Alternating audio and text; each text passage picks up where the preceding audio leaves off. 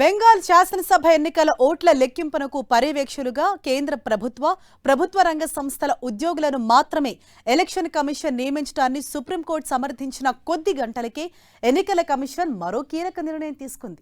బెంగాల్లో అదనపు కౌంటింగ్ పరిశీలకులు, పోలీస్ పరిశీలకులను నియమించింది. రెగ్యులర్ కౌంటింగ్ అబ్జర్వర్లకు సాయంగా 165 మంది అదనపు కౌంటింగ్ పరిశీలకులు, 77 మంది పోలీస్ పరిశీలకులను మోహరిస్తున్నట్లు ఎన్నికల కమిషన్ ప్రకటించింది.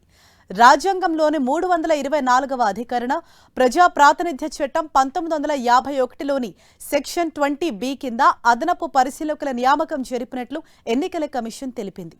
ఓట్ల లెక్కింపు ప్రక్రియ పారదర్శకంగా, సజావుగా సాగేందుకు ఈ చర్యలు తీసుకుంటున్నట్లు వెల్లడించింది. 165 అసెంబ్లీ నియోజకవర్గాల్లో ఒకటి కంటే ఎక్కువ కౌంటింగ్ హాల్స్ ఉన్న చోట రెగ్యులర్ కౌంటింగ్ పరిశీలకులకు సాయంగా అదనపు కౌంటింగ్ పరిశీలకులు ఉంటారని తెలిపింది. పోలీస్ పరిశీలకులు తమకు కేటాయించిన కౌంటింగ్ సెంటర్ల వద్ద శాంతి భద్రతల పరిస్థితిని సమీక్షిస్తారు. ఎన్నికల కమిషన్ ఆదేశాలకు అనుగుణంగా భద్రతా ఏర్పాట్లను పర్యవేక్షిస్తారు. అయితే కౌంటింగ్ రోజు మాత్రం కౌంటింగ్ హాల్లోకి పోలీస్ పరిశీలకులను అనుమతించరు.